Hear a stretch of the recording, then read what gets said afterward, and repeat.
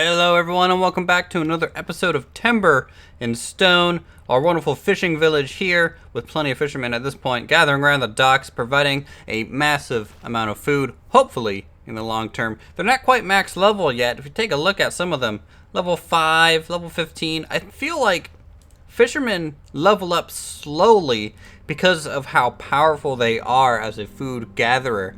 Unlike farmers who actually level quickly because they have so much stuff to do constantly. And this, as you can see, the progress bar going slowly. But as they level up, it does increase the speed, it seems.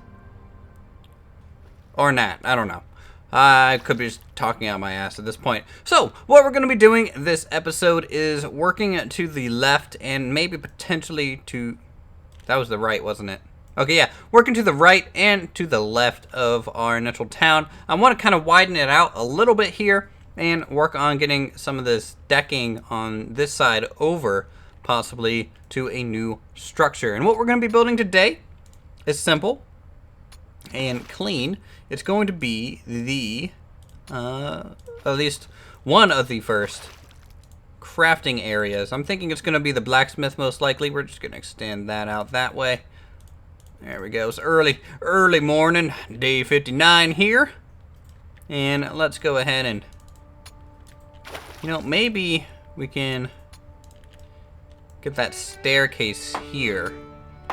So if we do terrain, grass, we can do that. And then roofing, because obviously there are no real stair tiles that we can use. There's not even a half tile. So we have to use roofing elements here for the stairs. We can just do that for now because I wouldn't mind another vertical path so that they never have to always come to this section. There's a few access points along the dock district and things. And we can also construction, flooring, paved stone gray. That's what we need. Let's intake the road a little bit at this point. We'll do 3 wide there. 3 wide, but this one on the other hand is going to go like this. And this is going to create another L shape possibly. Might have to center it so that we don't lose too much material. There we go. I think that's okay. And we also need to get rid of here and there. We're going to be raising up the terrain along that section eventually. And we got a new person coming into town. Luckily, we're not naming anyone this episode. Still gathering names. And you guys can let me know in the comments down below if you want a name. This person's lazy, has a week back. They are a builder by trade. But being a lazy builder is not really going to help us at all. So what I want to do is make you into the permanent trader. There we go. Because we needed one, I want to start trading for resources and goods. Our new blacksmith, Lord Hades, isn't trained up quite enough. So I want to maybe buy some armor and weapons at this point. So our infantrymen going forward can do a lot better for us. Let's see, wait in town hall while idle. There we go. Level 1. Alright, we're going to have some bad deals starting out, but I think it'll be okay. Going to also give you a club, because might as well be able to defend yourself, and those boots, light boots, for everyone. So light boots and club. You never know, a spider could come walking into town and they just bop up once in the head and take care of it that way. Now, this kind of upper area, we're going to continue along this side and leave this open, I think. And then we can maybe build a overpass section over this way. Construction. I want to get rid of this because otherwise this is going to be too wide there. And let's also get some, I don't know, we'll set down the foundation first. And because we're laying down a lot of things at once, I'm using a different colored stone there so that we can see the building shape no matter what. And we'll also get the flooring. Now, this is going to be the blacksmith or carpenter. You know, let's go ahead and make this the blacksmith workshop. And I wouldn't mind having the bottom section, either of this section here or this one, to be the shop, and then have the house above it. I think that would be a cool thing to do. Even have the entrance of the house kind of down here. Maybe we can just do the central corner, have the staircase section here going up, and then the house kind of in this long section. I think that would look pretty nice. I think we can do that. Maybe have an access point up here as well. Okay, so let's think of the flooring. Obviously, let's do some great stone for the workshop itself. This is a, what, 6x5? That's a odd number to be having here, but I think it'll work out for us. So 6x5, we can put the door into the rest of the building that way. And then the rest of the lower floor here. This might just be storage, but it'll be half walled in and then just left open. I think that would be an okay look. So let's think of a, tail brick. So this will be like kind of a storefront area possible. And then pale brick area could be more for the forge and things, and anvil. And then we can use kind of a castle brick as our connecting lower area there. So they'll quickly and hopefully efficiently lay out some of these stones and get that all shaped up. Anything else going on? Doesn't look like it. We have a good amount of food. Resources are doing really well. I wouldn't mind planting some more trees, just because the more trees you have, obviously, the more efficient your wood choppers can work. And so you really want to have your dense forest nearby, because the farther they have to wander around, the less wood they are gathering, but also a higher chance of them being caught out in the open by goblins. So we'll do that. And hopefully they'll plant all those. I think I might have gone a little too much. We have only 20 seeds, so 2, 4, 6, 8, 10, 12, 14, 16, 18, 20. So we had to get rid of about 4 of these, I believe. So 1, 2, 3, and 4. Okay, I think that'll be enough. Good. You can see the floor plan slowly being revealed as our 3 builders work tirelessly on the new construction. Need to think about a new house over here and how we want to expand over this direction. It's going to be interesting. I think the next couple episodes we're going to be working on some of the crafting areas, and I wouldn't mind having them divided a little bit. So more foundry industrious things over on the right side, and more of the like tailoring and what else is non-real industrial. I would say wood chopper and carpenter, but they kind of belong over in the right side as well. We can have kind of all 4 along the main road, have them also interact with the road potentially, so we can have the tailor on one side. What other profession do you guys think can live over there by the tailor? We could do trader, a trader's house. I mean, we don't necessarily, well, we have the market in the middle. That's essentially the trading house, but we can actually give him a proper home and move the town hall out of the central market here. We can just have this be decorative and have the trader actually move to the left. So tailor trader over here, carpenter, engineer, blacksmith over here, and I think that's it, right? Forager can kind of go out in the middle of the woods somewhere. I think so. Okay, yeah, so that's the plan. That is the plan going forward for a little bit. Walls still kind of in the rustic district, so we're going to be using the wood logs as we have been. So 3, 3, 3. Keeping that theme going. And I did like what we did with the other building. We actually kind of stuck out the corners of the logs here and make them look like they're connected in some sort of fashion, and actually have some proper cross members for some additional support. And the exposed timber, I don't know, I just like the additional kind of shadow they cast along the edge there. Oh, Joffrey, looks like you, okay, yeah, you, there you are ready to stand at guard positions. You're done training. So we have 2 trained infantrymen, Ace and Joffrey. Ace being level 12, almost 13, really well. Have some armor for them now. It is still kind of light armor, but hopefully as they get better, and our blacksmith kind of recovers, we'll have even better armor for them.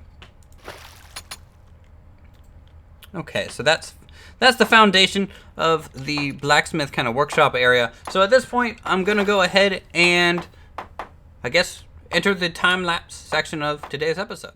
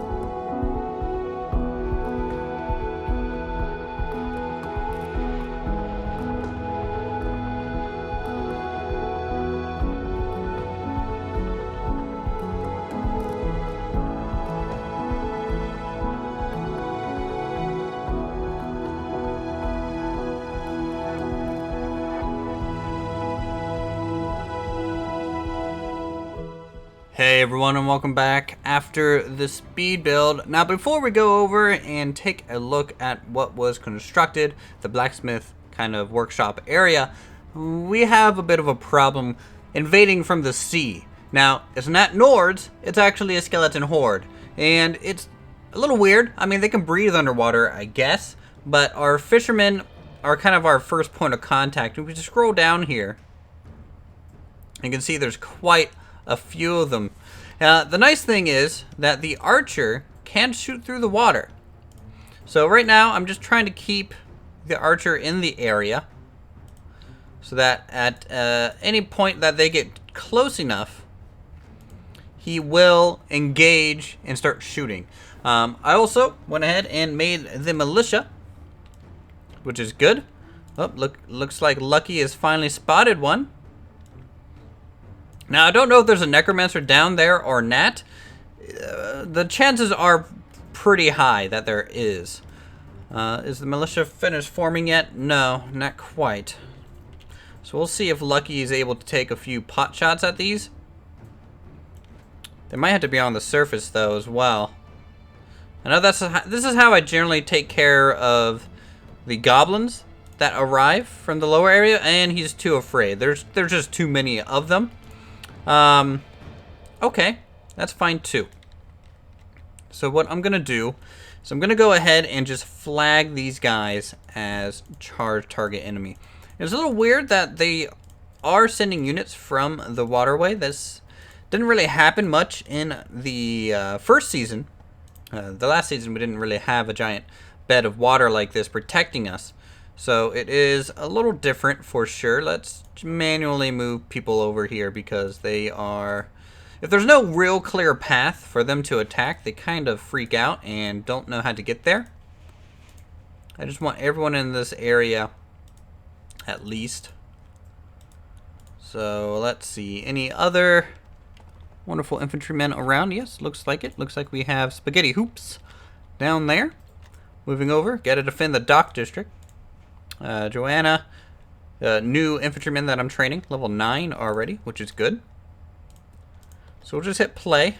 There's the Necromancer. Okay, so there is one. The problem being that if these guys do end up on shore and the Necromancer stays down there, he'll just perpetually spawn the skeletons, and that's not really what I want to happen. Because if he starts doing that, then the problem that we're going to be facing is simply... There we go. Oh, yeah. Lucky. Taking some shots. This is kind of the nice thing about the archer. Pop. Okay, so that thing is dead there. Infantry is gathered along the dock's edge. Now, the Necromancer will raise another undead at this moment. They are just right beneath the surface. You can see that there. That's not good. Where'd Lucky go? Lucky, you gotta help your friends out, man. And as soon as they actually get up, say on the dock or on the sandbar, our people will be charging and overwhelming them. Now, if there are any archers, as long as they're underwater, they actually won't shoot. Which is good. Oh, wow, we even have a few, it looks like, out here that don't really want to be moving over yet.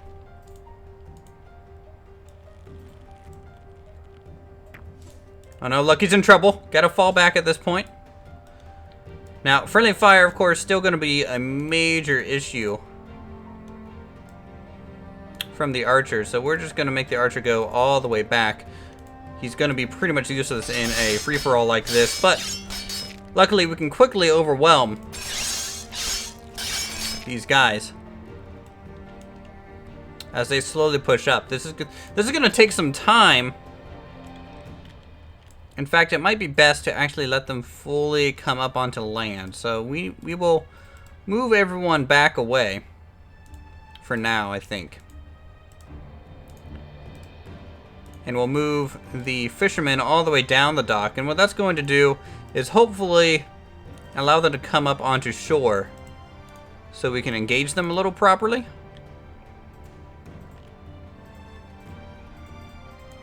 Okay. Ace, you're doing okay. And two of our infantry people, Jeleno and Spaghetti Hoops, taking a little bit of a break, obviously. Everyone else kind of gathering there. We got Rinciol.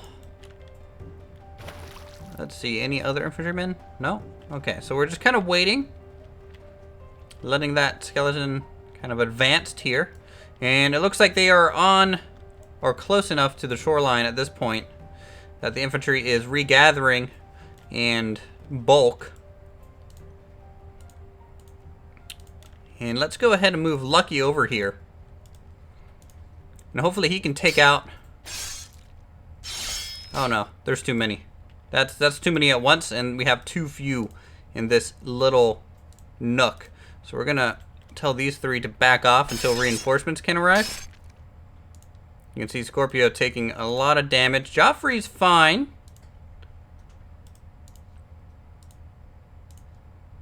Not anymore, he's not. That's gonna hurt. Okay. So charge, charge, charge. And we're gonna send Lucky about there. Alright, let's check some HP. Garanti Builder, back up. Fishing Cat's fine.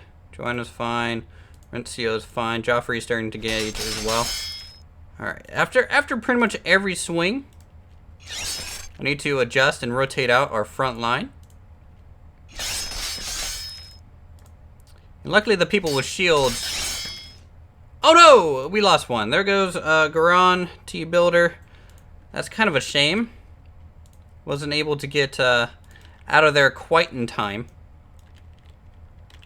Anyone else gonna die here? Let's see. Let's do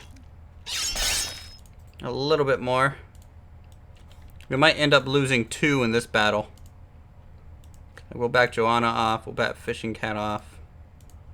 Ace is fine. Anger Mage is fine. Scorpio. Scorpio can back off here.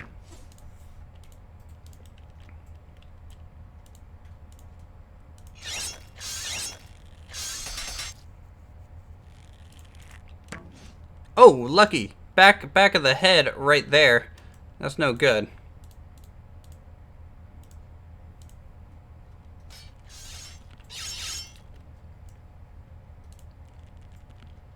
Oh, waited around the corner, timed that shot pretty much perfectly. Okay, so we only lost 1 so far, and it was just a builder. So I'm not overly worried at this point.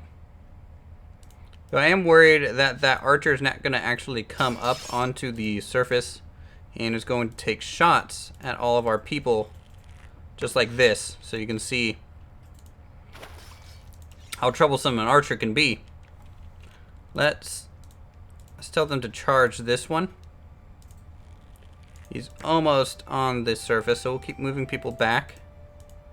Now luckily, the group over here is maintaining control over the Necromancer.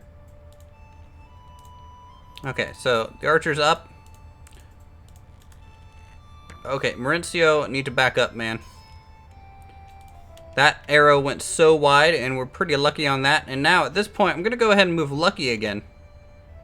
He's going to stand on top of this pole and hopefully take out that mage. Because that mage isn't going to move until he's done summoning things. That's kind of just his combat. So he's going to keep summoning those undead, which is fine. I mean, we're getting a whole bunch of levels out of this in terms of infantry levels. Okay, there we go. Lucky's going to take care of the Necromancer at this point. And there we have it. So that's pretty much solved that issue. Wow, that took a lot longer than I wanted it to. And we did lose a person, so I do apologize. I'll go ahead and mark him as dead so we can add you to the graveyard when we get to that point in the town. So, Circle 7 to Garanti Builder on that. Make everyone back into their normal roles. Let's see, Joanna, great, fine, perfect. 20, 20, 20, 20, 20, 20 there, and Fishing Cat. Hillary Duff. Minor. I think that's all the infantry. Yeah, we only have 3 permanent ones. Okay. So we lost a builder. Not the worst. You know, it's not like we lost our level 20 blacksmith again. But let's go ahead and actually take a look at the blacksmith shop that we made and how it turned out. Now, I did move the wing a little bit. This was originally going to be the forge area, but it looked like it was too clean. So I used the great stone kind of as the front of the shop. Had a little bit of a counter made out of the tool and armory chest. He has his ingot pile here near the anvil and forge work table. He also has a weapon rack and some miscellaneous boxes. So this is kind of his workshop area along the street. And, you know, there's plenty of open space down here so you can see into it, see what he's doing. Plenty of windows. Just a normal, no door here, just an open archway to let people inside. You can kind of see that. And then Back here is just a little bit more storage. We got some ingot piles, some wood in case that's needed for some tools and weapons. Miscellaneous crates just kind of stacked there underneath the staircase on this side, which is great because this thing really fits underneath there very snugly and fills in that gap a lot. Now on the upper floor, this is kind of the living area. Out here, this is the dining room table, 2 chairs, some food. We have his bed by the fireplace, keeping nice and warm. A small bookcase, maybe he keeps some blacksmithing recipes there. Some chairs, and a little dresser. Other than that, just a thatched roof on this building. Nothing too crazy. Let's get rid of all these notifications real quick. That's a lot of skeletons that died there. Hopefully we got a decent amount of infantry experience. Ace, of course, still being the strongest. And hopefully we can get some better shields soon enough for them. We'll make the game normal speed, just so the music kind of kicks back in. And take a look at the outside. Now, I did add a fake chimney area right above the forge, and this works in nicely with the overall path kind of connecting up here. You can go into his home from the upper area. Maybe if he wants to lock up his workshop down below, you can kind of knock up here into his actual homestead and see if he's home and available for a visit, possibly. Who knows? But I do like, you guys have suggested, this town to be a little bit more vertical, and I think we are achieving that. If you come down here at the water's level, you can see how vertical we are becoming. And that is, as we slowly go up the hillside here, I want to, is that combat against us? Or, I don't know what that was for. But I slowly want to increase the foundation height as we go backwards. And hopefully along the dock district, we can keep this kind of walkway thing going. Not too much farther. We're changing district here after this point and moving into more of a residential district after we complete kind of the industrial wings to here. And after the residential, we can maybe work on a castle, maybe a wall, some guard posts, anything militaristic, possibly. A lot of work to be had left here in Timber and Stone, and I think at this point, I'm done rambling. This episode's going to be longer than normal, but I think, hopefully you guys enjoy it. So, go ahead, leave a like if you guys enjoy Timber and Stone. Go ahead and leave a comment, Circle 7 for the Fallen. And until then, I'll see you all in the next episode.